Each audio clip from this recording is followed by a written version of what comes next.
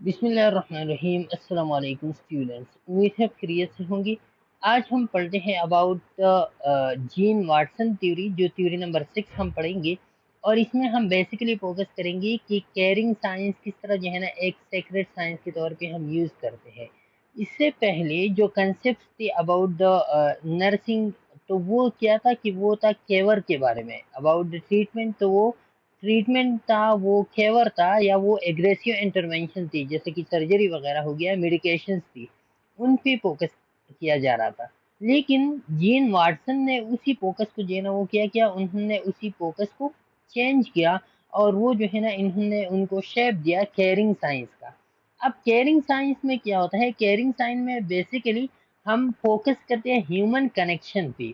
Nurse जो है ना जब वो पेशेंट को ट्रीटमेंट दे रहे हैं, जब वो पेशेंट की केयर करते हैं, तो वो care on the basis of compassion होते हैं, वो care on the basis of empathy होते हैं, वो care on the basis of relationship building, जो हीलिंग को प्रमोट करते हैं। तो वो एंटर रिलेशनशिप पे होते हैं, जहाँ पे जो है ना पेशेंट और नर्स दोनों जो है ना एक तरफा ये एक जैसे जो है ना वो पार्टिसिपेट करते हैं केयरिंग में। दूसरा, तो ये केयरिंग साइंस था कि इन्होंने उसी केवर को जो है ना उन्होंने चेंज किया किस चीज़ पे, उन्होंने उसी केवर को उन्होंने चेंज किया केयरिंग साइंस पे। अब इसके बाद जो है ना फिर इन्होंने इसी केयरिंग साइंस के साथ साथ इन्होंने जो है ना एक और कंसेप्ट दिया, और वो था सेक्रेट साइंस का। अब सेक्रेट साइंस में क्या होता है, सेक्रेट साइंस में इन्होंने कहा कि केयरिंग के साथ साथ ये सेक्रेट साइंस भी होना चाहिए। मीन कि आप केयर भी प्रोवाइड कर रहे हो, आप कंपेशन एम्पैथी के साथ भी आप ट्रीटमेंट प्रोवाइड कर रहे हो, लेकिन साथ में जो है ना आप एक स्पिरिचुअल कनेक्शन, आप दोनों की, नर्स और पेशेंट के दरमियान एक स्पिरिचुअल कनेक्शन भी जो है ना वो होना चाहिए, जो बियॉन्ड द फिजिकल लिमिट्स हो। जो सिर्फ ये नहीं हो कि आप फिजिकली जो है ना पेशेंट को ट्रीट कर रहे हो, आप जो है ना उनके साथ जो है ना आप स्पिरिचुअली भी आप उनके साथ क्या हो, इन कनेक्शन में हो। तो caring for other is not just a technical a technical skill, but also a sacred act that honor the human spirit and interconnectedness of all beings. तो ये सिर्फ एक टेक्निकल स्किल्स नहीं है। इन्होंने कहा कि केयरिंग जो है ना ये टेक्निकल स्किल नहीं है, ये टेक्निकल स्किल के बियॉन्ड आप जाओगे, और आप जो है ना एक ह्यूमन स्पिरिट के थ्रू आप उनके साथ इंटरकनेक्टेडनेस में रहोगी। जैसा कि आप इस तरह फील करोगे जैसा कि मुझ पे जो है ना ये अभी ये तकलीफ हो रहा है, उसी तरह इसी को भी तकलीफ हो रहा होगा, तो आप एम्पैथेटिक होगे, आप कंपेशन के साथ जो है ना उनको ट्रीट करोगे। ओके, अच्छा, तो ये जो है ना ये बेसिकली इन्होंने जो है ना ये कोर कंसेप्ट है इस थ्योरी का, कि इन्होंने यूज़ किया किस चीज़ को, इन्होंने यूज़ किया कि केयरिंग साइंस और सेक्रेट साइंस को इन्होंने यूज़ किया। और जो पहली जो बात थी अबाउट द केयरिंग, तो केयरिंग से जो है ना उसी कंसेप्ट को वो इस वाले में चेंज हो गया। अच्छा, फिर इसके बाद जो है ना gene Watson philosophically and science of caring, a recent publication based on her previous work, nursing human science and human care, a theory of nursing. तो इन्होंने जो है ना इसी को क्या किया, इसी को nursing human science and human care, a theory of nursing में जो है ना इन्होंने चेंज किया। अब this theory is one of the newest of the nursing grand theories, having only been codified in 1975, revised in 1985, and broadened and advanced more recently 2008 में। तो ये जो है ना इनकी तीन अदवार थी, 1979 में, फिर 1985 में, और फिर 2008 में। Watson call her earlier work a descriptive theory of caring, and stated that it was the only theory of nursing that incorporates the spiritual dimension of all the time it was first conceptualise. तो जब पहले इन्होंने अपना theory present किया, तो इन्होंने अपनी theory को डिस्क्रिप्टिव थ्योरी का नाम दिया। अब डिस्क्रिप्टिव थ्योरी कौन सा थ्योरी होता है, वो थ्योरी जो एग्रेसिव इंटरवेंशन पे फोकस नहीं करती, जो स्पेसिफिक इंटरवेंशन या ट्रीटमेंट मेडिकेशन पे फोकस नहीं करती, जो फोकस करते हैं क्वालिटीज की, करेक्टरिस्टिक्स की, और overall nature of the caring behaviour पे जो है ना वो फोकस करते हैं। जैसे कि हमने ऊपर पढ़ा, जो कंपेशन एम्पैथेटिक और इन चीज़ों पे जब फोकस करते हैं, तो उसको हम कहते हैं डिस्क्रिप्टिव, जिसमें जो है ना surgery, medication, treatment, aggressive intervention, इन चीज़ों के बारे में फोकस नहीं किया जाता। ओके, तो इन्होंने कहा कि मेरे जो थ्योरी है ये डिस्क्रिप्टिव थ्योरी है। और दूसरा, ये पहली मर्तबा इन्होंने जो है ना नर्सिंग में स्पिरिचुअल डायमेंशन को जो है ना उनको यूज़ किया। ओके, तो spiritual dimension for the first time जो है इन्होंने यूज किया। The theory was both directive and inductive in its origin and was an abstract level of discourse. ये जो थ्योरी है ये डायरेक्टिव भी है और साथ में जो है ना इंडक्टिव भी है। डायरेक्टिव इन केस में है कि इन्होंने और थ्योरी से भी जो है ना कुछ कंसेप्ट लिए, और इंडक्टिव इन द केस कि इन्होंने अपनी एक्सपीरियंसेस और अपनी अंडरस्टैंडिंग जो है ना वो भी अपनी एक्सपीरियंसेस वगैरह जो है ना इन्होंने अपनी नॉलेज के बेस पे भी इन्होंने कुछ एजम्पशन जो है ना वो शामिल किए, तो इस वजह से ये दोनों है। तीसरा ये एब्स्ट्रैक्ट लेवल ऑफ थ्योरी है, ग्रैंड नथिंग थ्योरी है और एब्स्ट्रैक्ट है। एब्स्ट्रैक्ट इसी वजह से कि इन्होंने जो आइडियाज और कंसेप्ट इन्होंने प्रेजेंट किए तो ब्रॉडर और जनरल कंसेप्ट है। वो जो है ना वो स्टेप बाय स्टेप इंस्ट्रक्शन जो है ना वो नहीं है, या specific step by step instruction जो है ना वो नहीं है, वो ब्रॉडर कंसेप्ट है। तो इसी वजह से जो है ना ये एब्स्ट्रैक्ट लेवल ऑफ थ्योरी है। ओके, तो ये बेसिक चीजें जो आपने याद करनी है अपने एमसीक्यूज के लिए। अच्छा, फिर इसके बाद जो है ना it is somewhat difficult to categorize the Watson work with the work of other nursing theorists. It has many characteristics of the human interaction model, although it also incorporates many ideas of the unitary process theory. तो अभी आप लोगों ने जो है ना दो concept को जो है ना वो याद करना है। पहला जो कंसेप्ट है वो है इंटरेक्शन, ह्यूमन इंटरेक्शन मॉडल का, और दूसरा जो कंसेप्ट है वो है यूनिटरी प्रोसेस थ्योरी का। क्योंकि ये दो कंसेप्ट जो है ना ये आगे जितने भी एजम्पशन वगैरह होते हैं तो उनमें ये दो कंसेप्ट जो है ना वो यूज हुई है, तो अभी इन्होंने इनको आपने समझना है। ह्यूमन इंटरेक्शन मॉडल तो इजी है कि नर्स पेशेंट के दरमियान जो रिलेशनशिप होते हैं। अब ये जो इंटरेक्शन थ्योरी है इन्होंने कहा कि हमारे पास ये जो इंटरेक्शन या इंटर रिलेशनशिप होते हैं इसमें अगर ये पेशेंट और उसके एनवायरनमेंट के दरमियान हो तो फिर हम जो है ना पेशेंट और एनवायरनमेंट को डिस्टिंक्ट तस्वर करेंगे कि पेशेंट एक अलग फील्ड है और एनवायरनमेंट जो है ना एक अलग फील्ड है, दोनों एक दूसरे को जो है ना इन्फ्लुएंस करते हैं। And the other aspect unitary process theory, unitary process ने ह्यूमन बीइंग को एक यूनिट समझा, एक होलिस्टिक व्यू जो है ना इन्होंने दे दिया ह्यूमन बीइंग को कि ह्यूमन बीइंग जो है ना ये एक होलिस्टिक है। इसकी डिफरेंट डायमेंशन है, इसकी स्पिरिचुअल डायमेंशन भी है, इसकी जो है ना सोशल डायमेंशन भी है, इसकी फिजियोलॉजिकल डायमेंशन भी है, एनवायरमेंटल डायमेंशन भी है। तो इन्होंने कहा कि ह्यूमन बीइंग जो है ना इसकी मल्टीपल डायमेंशन है, फिजिकल, इमोशनल है, स्पिरिचुअल, एनवायरमेंटल फैक्टर जो है ना वो इन्फ्लुएंस करते हैं ह्यूमन बीइंग को, और ह्यूमन बीइंग जो है ना इन सारे डायमेंशन के साथ जो है ना वो क्या है, वो इंटर कनेक्टेड है। तो यूनिटरी प्रोसेस थ्योरी ने ह्यूमन बीइंग को एक यूनिट समझा, और यूनिट के साथ साथ मल्टीपल डायमेंशन जो है ना वो इन्होंने कंसिडर की यूनिटरी पर। इन्होंने कहा कि ह्यूमन बीइंग और एनवायरनमेंट जो है ना ये एक ही चीज़ है, इसको हम अलग अलग जो है ना नहीं कर सकती।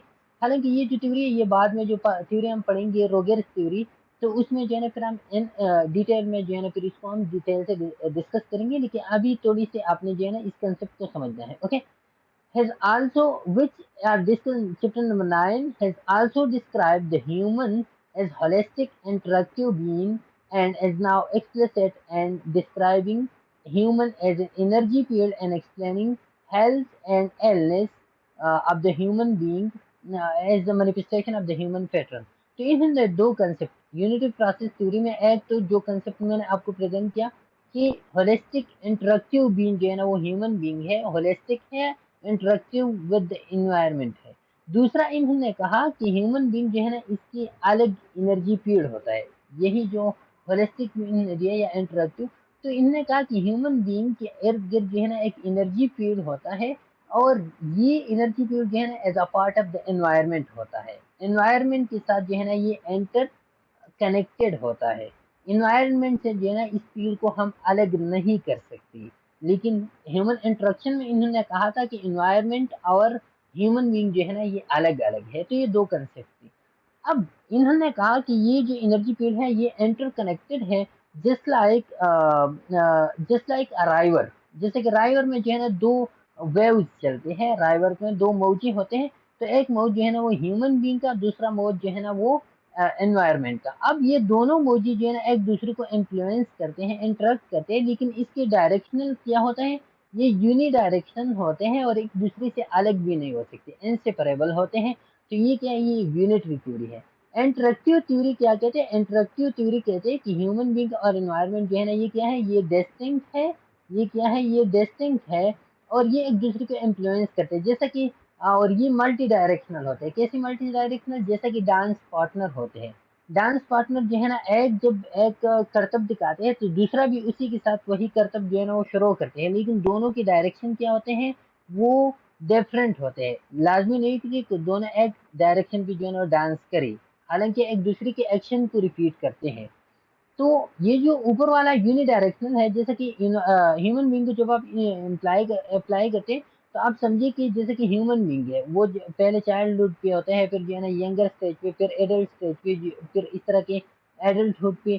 तो ये क्या होता है, ये यूनिडायरेक्शनल होते हैं। ऐसा नहीं होते कि ये जो है ना दोबारा रिवर्स हो जाए या अपने डायरेक्शन को चेंज करे, सिर्फ एक ही डायरेक्शन पे। और एनवायरनमेंट जो है ना इसको क्या करते हैं, सपोर्ट करते हैं। तो दोनों एनवायरनमेंट और ह्यूमन बींग ये यूनिडायरेक्शनल होते हैं। ओके। दूसरा जो मल्टी डायरेक्शनल है, इसमें ऐसा है कि for example human being adult या ओल्ड एज में ह्यूमन बींग जो है ना ग्रोथ भी कर रहे हैं, लेकिन साथ में उसका डिक्लाइन भी हो रहा होता है। तो ये आप क्या है, इंटरेक्शन थ्योरी में ये जो है ना, फिर हम क्या समझते हैं कि ये मल्टी डायरेक्शनल होते हैं। ओके। तो ये ह्यूमन बींग और एनवायरनमेंट के बारे में जो है ना, ये दो थ्योरी थी जो बहुत ज़्यादा इंपॉर्टेंट है, इसके कॉन्सेप्ट को, और ये हम इन डिटेल में नेक्स्ट थ्योरी में भी डिस्कस भी करेंगे। अच्छा, हाउएवर दैट ऑल दो, और दूसरा चीज का था यूनिटरी प्रोसेस का, तो इन्होंने कहा था कि health and illness is manifestation of the human pattern. Human pattern क्या होता है? ह्यूमन पैटर्न जो ह्यूमन बिहेवियर्स होते हैं, सैंपल ये कि ह्यूमन पैटर्न ह्यूमन बिहेवियर्स होते हैं जो रिपीट करते हैं। तो इन्होंने कहा कि हेल्थ और इलनेस जो है ना, इंसान हेल्दी कब है, इलनेस जो है ना उनको कब है, तो ये क्या है, ये उनकी इंसान की ह्यूमन पैटर्न को जाहिर करती है। हेल्थ है और इलनेस यानी इंसान के ह्यूमन पैटर्न को, ये यूनिटरी प्रोसेस थ्योरी का एजम्पशन था। Okay. Two tenets of the unitary process theory, तो ये जो दो बातें हमने की कि एक होलिस्टिक इंटरेक्टिव बीइंग और दूसरा जो हेल्थ एंड इलनेस का, तो ये टू टेनेट्स है, टू प्रिंसिपल मेन प्रिंसिपल है यूनिटरी प्रोसेस थ्योरी का। अच्छा, out. However, that although theorists profess belief in unitary human beings, other definition and relationships still separate theories from the interactive process paradigms and unitary process nursing paradigm. अब ये जो दो theory, unitary process का interactive का, तो different theory जो है ना, वो कुछ अपनी थ्योरी जो है ना वो on the aspect of interactive theory जो है ना वो लेके जा रहे हैं, कुछ थ्योरी जो है ना वो सपोर्ट करते हैं यूनिटरी प्रोसेस थ्योरी को। लेकिन ओवरऑल जब हम देखते हैं, तो ओवरऑल जब हम केयरिंग की बात आते हैं, तो केयरिंग में फिर हम यूज करते हैं इंटरेक्टिव प्रोसेस थ्योरी या नर्स पेशेंट रिलेशनशिप। आपने कौन सा जो है ना थ्योरिस्ट को इज्यूम करना है, जब होलिस्टिकली जो है ना थ्योरिस्ट सोचते हैं, ज्यादातर होलिस्टिक व्यू वो लेते हैं, ह्यूमन को एज एन होलिस्टिक व्यू में लेते हैं, तो फिर जो है ना यूनिटरी प्रोसेस थ्योरी को फोकस करके यूज करते हैं। लेकिन जब रिलेशनशिप अंडरस्टैंडिंग होते हैं नर्स और पेशेंट के दरमियान, तो फिर वो इंटरेक्शन थ्योरी को जो है ना वो फोकस करते हैं। ओके। तो ये था background of the gene Watson theory. अब इस थ्योरिस्ट का बैकग्राउंड क्या है, तो ये सिंपल है, इसको आपने खुद समझना है। वैसे भी ये जो ईयर्स वगैरह है या जो पब्लिकेशन वगैरह है, तो ये ज़्यादातर एमसीक्यूज में नहीं आती। ओके। आपने कंसेप्ट को जो है ना इनको याद करना है। Philosophical underpinnings of the theory, कहाँ से जो है ना इन्होंने जीन वाटसन ने जो है ना अपना थ्योरी, ये जो एजम्पशन है कहाँ से इन्होंने ली थी, कहाँ से इनकी अंडरपिनिंग क्या खुद थी या दूसरों से इन्होंने ली थी। तो इनकी जो अंडरपिनिंग थी, इनमें जो है ना फ्लोरेंस नाइटिंगेल और रोगर, जो नेक्स्ट थ्योरी हम पढ़ेंगे, रोगर theory of the unitary human being, तो उसमें जो है ना वही थ्योरी और फ्लोरेंस नाइटिंगेल की थ्योरी से जो है ना इन्होंने एजम्पशन ज़्यादातर ली थी। और भी साइकोलॉजी जैसे कि जॉनसन कोच वगैरह, इनसे भी इन्होंने जो है ना कुछ कंसेप्ट ली थी।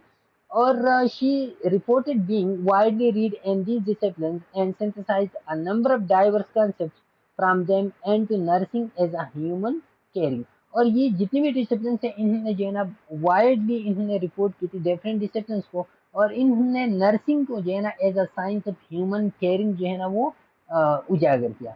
इन recent work Watson continues to bridge paradigms and spirits towards transformative model for the 21st century. इन्होंने पैराडाइम्स को क्या किया, इन्होंने पैराडाइम्स को ब्रिज किया। पैराडाइम्स क्या होते हैं? पैराडाइम्स बेसिकली ये होते हैं कि paradigms are different ways of thinking about the world, world के बारे में आप किस तरह सोचते हो, तो डिफरेंट पैराडाइम्स होते हैं। अब इन नर्सिंग में there are many theories that can group into a broad paradigms. Nursing में भी हमने जो है ना डिफरेंट पैराडाइम जुटाई है। पैराडाइम मीन कंसेप्ट होते हैं, ओके। जैसे कि इंट्रोडक्शन प्रोसेस और यूनिटी प्रोसेस, ये क्या है, ये two different paradigms in nursing है। एक इंट्रोडक्शन प्रोसेस, दूसरा यूनिटी, टू टू डिफरेंट। और जीन वाटसन ने इन दोनों को ब्रिज किया, इन दोनों पैराडाइम्स को इन्होंने जो है ना अपनी मॉडल में वो किया, क्या यूज किया। अब इन्होंने नीड्स को, ह्यूमन नीड्स को वाटसन ने दो कैटेगरीज में डिवाइड की थी। एक जो है ना वो किया था, वो लोअर ऑर्डर था, लोअर ऑर्डर नीड्स थी, और दूसरा इन्होंने किया था higher order needs. Lower order needs को इन्होंने जो है ना कहा कि ये क्या होते हैं, ये बायोफिजिकल नीड्स या साइकोलॉजिकल नीड्स होते हैं, जैसा कि फूड की लिए फ्लूइड या इल्यूमिनेशन या वेंटिलेशन या जो है सेक्सुअलिटी। तो ये क्या है, इन्होंने कहा कि ये सारी लोअर ऑर्डर नीड्स है। हायर ऑर्डर नीड्स को इन्होंने साइको सोशल नीड जो है ना वो समझा। और साइको सोशल नीड में नीड्स अचीवमेंट या एफिलिएशन या सेल्फ एक्चुअलाइजेशन, तो इन्होंने जो है ना ये समझा कि ये क्या है, ये हायर ऑर्डर नीड्स है। ये हमने इसे पहले समझे के बाद एजम्पशन में जो है ना ये आते हैं, तो आपने इसको जो है ना वो जहन में याद रखें। अब मेजर एजम्पशन और कंसेप्ट जो है ना वो इस थ्योरी की किया थी। अच्छा, मेजर एजम्पशन जो है ना वो इस थ्योरी की थी, वो वाटसन, जो पहला एजम्पशन है इसका, the belief system that permeates Watson theory of human caring includes a deep respect for the wonders and mysteries of life। इन्होंने सबसे पहले जो बात की थी तो वो क्या थी, वो इन्होंने कहा कि हमारे पास ये जो वर्ल्ड होता है ना, theory of human caring includes deep respect for the, जो human theory, human caring theory इन्होंने जो प्रेजेंट किया था, तो इन्होंने कहा कि ये जो ह्यूमन केयरिंग है, ये पुशीदा होता है किस चीज में, डीप रेस्पेक्ट इसके होते हैं for the wonders and mysteries of life. इंसान जो है ना ये क्या होता है, ये माइस्ट्रीज, इसकी माइस्ट्रीज होते हैं या वंडर्स होते हैं, ये सारे ये राज होता है। इंसान जो है ना इसको आप कंप्लीटली कभी भी अंडरस्टैंड नहीं कर सकते। तो इन्होंने कहा कि Watson acknowledge that life is full of wonders and mysteries that we may not fully understood. This perfect view moves away from a purely medicalized view of healthcare, embraces the unexplainable aspect of the human experience। इन्होंने कहा कि इंसान जो है ना ये क्या है, ये माइस्ट्री से ढका हुआ है, इसमें जो है ना बहुत सारे राज पोशीदा है, ये वंडर्स है, हैरत है। आप इंसान को जो है ना आप कभी भी जो है ना कंप्लीटली अंडरस्टूड नहीं कर सकती, ओके। इन्होंने कहा कि जब भी जो है ना आप ह्यूमन केयरिंग प्रोसेस जब हम यूज करते हैं, तो हमने जो है ना फिर क्या करना है, हमने स्पिरिचुअल और एथिकल डायमेंशन जो है ना वो क्या है, वो लेनी है। इसी वजह से जो पहली जो मेडिकलाइज्ड व्यू था, जो पहली इंटरवेंशन, एग्रेसिव इंटरवेंशन होती थी, सर्जरीज वगैरह होती थी या मेडिकेशन ट्रीटमेंट होती थी, तो इनका फोकस जो है ना इन्होंने क्या किया, चेंज किया किस चीज़ में, इनको चेंज किया स्पिरिचुअल डायमेंशन में, या इनको चेंज किया ह्यूमन एक्सपीरियंसेस के बेस पे जो है ना इन्होंने चेंज किया कि हम जो है ना जो चीज़ हम लेना चाहते हैं तो हम ई ह्यूमन एक्सपीरियंसेस से या सब्जेक्टिव असेसमेंट से जो है ना वो हम लेंगे, okay. A number of assumptions are both stated and implicit in her theory. Additionally, several concepts were defined, refined, and adapted for it. From these 10 creative factors were developed. इन्होंने 10 creative factor जो है ना वो भी इन्होंने develop की थी, जो हम बाद में डिस्कस करते हैं। लेकिन सिंपली इन्होंने जो है ना क्या किया था, इन्होंने कहा कि ह्यूमन जो है ना ये माइस्ट्री से भरा हुआ है, वंडर्स है ये सब कुछ, हम इसके बारे में कंप्लीट अंडरस्टैंड जो है ना वो नहीं कर सकते।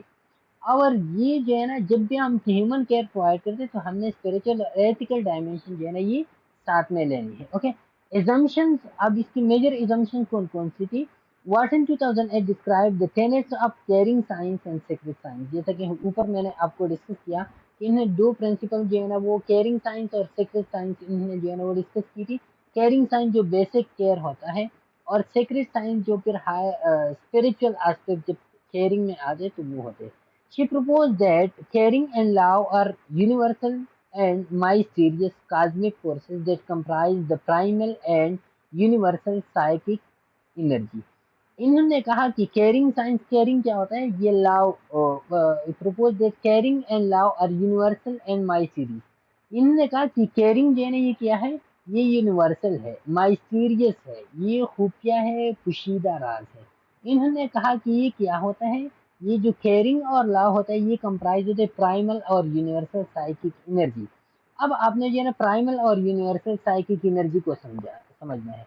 प्राइमल एनर्जी इसको हम कहते हैं कि इसकी core underlying force that connects all human being. Primal energy या साइकिक एनर्जी जो है ना, यूनिवर्सल साइकिक एनर्जी, ये वो अंडरलाइंग फोर्सेस है, ये वो कोर फोर्सेस है जो सारी ह्यूमन बीइंग्स को इंटर कनेक्ट करते हैं। ओके, और इसका जो एसेंस एनर्जी होता है ना, इस प्राइमल या साइकिक एनर्जी का जो एसेंस होता है वो क्या होता है, वो लव एंड केयरिंग होता है।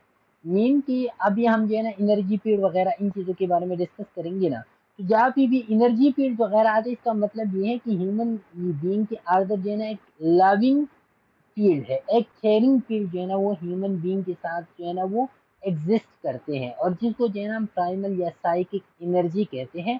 और ये जो है ना ये क्या होता है, ये केयरिंग और लव का जो है ना ये क्या है, ये बेसिक्स है, ये बेसिक या कंप्राइज होता है, केयरिंग और लव जो है ना वो कंप्राइज होता है इसी प्राइमल या साइकिक एनर्जी पे। ओके, तो सिंपल ये कि it is the energy that drives our desire to connect, nurture and care for others.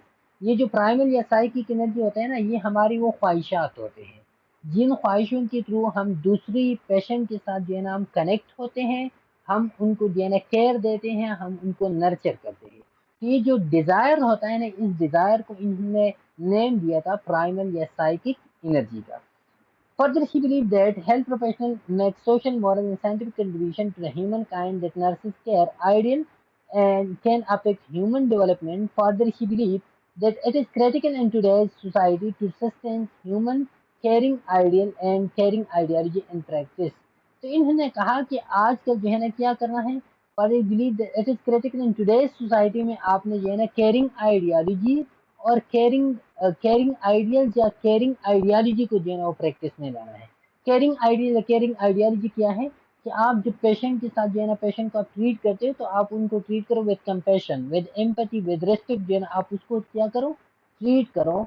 आप जो है ना आप सिर्फ मेडिसिन या मेडिकेशन पे जो है ना वो क्या करो, बिलीव ना करो, सिर्फ मेडिकेशन के साथ जो है ना पेशेंट को ट्रीट ना करो। ओके, अच्छा, पहले हम मेजर इजम्पशन पढ़ते हैं और नेक्स्ट पार्ट में फिर हम जो क्रिएटिव पिक्चर्स है वो हम पढ़ेंगे। अच्छा, has been propagation of radical treatment and care techniques often without regard to cost or human consideration।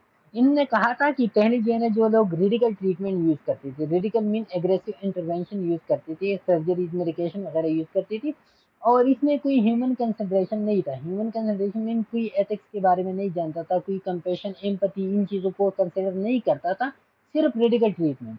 तो इन्होंने कहा कि रेडिकल ट्रीटमेंट नहीं, प्रैक्टिस में आपने जो है ना क्या करना है, केयरिंग आइडियोलॉजी या केयरिंग आइडियल को जो है ना वो लाना है। Explicit assumption that were derived from Watson theory include, तो कौन कौन सी मेजर assumptions थी। सबसे पहले जो assumption है वो क्या है कि an ontologic assumption of oneness, wholeness, unity, relatedness and connectedness। पहले assumption इन एग्जिस्टेंस के बारे में, ontologic assumption mean assumption about the existence. इन्होंने कहा कि ह्यूमन बीइंग जो एग्जिस्ट करता है तो ये वन यूनिट होता है। ये जैसा कि यूनिटरी प्रोसेस में हमने कहा कि ह्यूमन बीइंग जो है ना ये यूनिट है, होल, एक होल पर्सन है, होलिस्टिक व्यू है, ये इंटर कनेक्टेड है।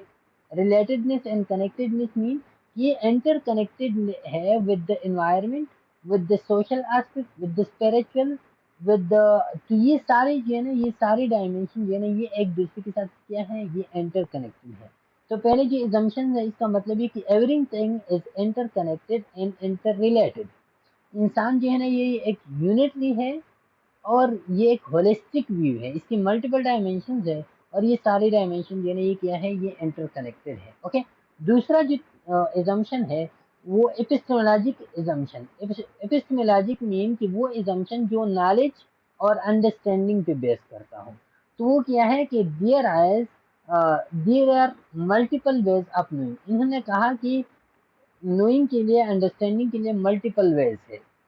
मल्टीपल वेज ये कि पहले जो लोग सिर्फ जो है ना ट्रेडिशनल साइंटिफिक मेथड यूज करते थे, इन्होंने कहा कि नहीं, सिर्फ ट्रेडिशनल नहीं, आप जब अंडरस्टैंडिंग हासिल करना चाहते हो तो आप इंट्यूशन भी करो, आप एक्सपीरियंस से भी जो है ना अंडरस्टैंड कर सकते हो, आप इमोशंस को भी जो है ना यूज करते हो for understanding with in the nursing. Nursing में जब भी आप केयर करते हो तो सिर्फ आपने के लिए जो है ना ट्रेडिशनल साइंटिफिक मेथड जो मेडिकेशन वगैरह इन चीज़ों पे डायग्नोसिस पे फोकस करते हैं तो सिर्फ वही नहीं है, मल्टीपल वेज ऑफ नोइंग है। आप इंट्यूशन, आप पेशेंट एक्सपीरियंसेस से, आप पेशेंट इमोशंस को देख के जो है ना फैसला कर सकते हो। ओके, अच्छा, diversity of knowing assume all and various forms of evidence can be included. इन्होंने कहा कि जैसे कि ऊपर हमने कहा कि डाइवर्सिटी ऑफ नोइंग है, अंडरस्टैंडिंग के मल्टीपल वेज हैं।